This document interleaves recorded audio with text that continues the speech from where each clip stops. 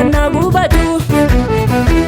Dinni kondi kute yommuu na faarfadhu maqaan san jajadha seetan na gubatu.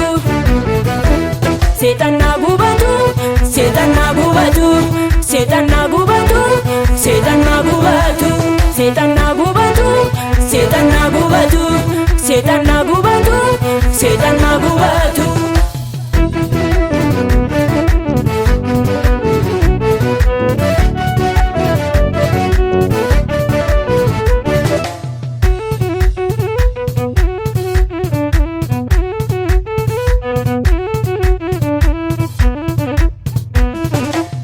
Yesus ko yeroo hundumaa na wajjin jira, harki isaa baramma barattan irra jira.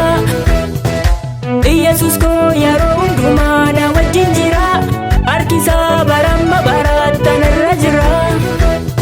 Naan dagaatu naan irraanfatu, Waaqayyo guddaa na ulfaatu.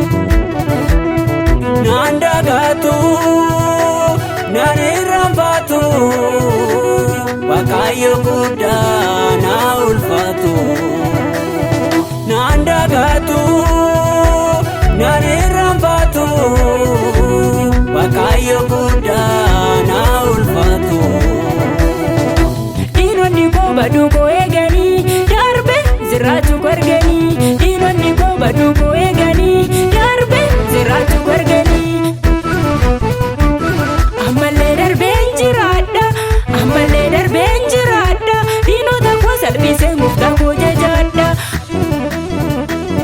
Ammallee darbeen jiraadha, ammallee darbeen jiraadha, diinota koo salphisee gooftaa koo jajadha.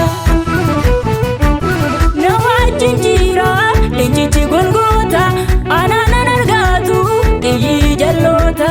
Na wajjin jira leenjichi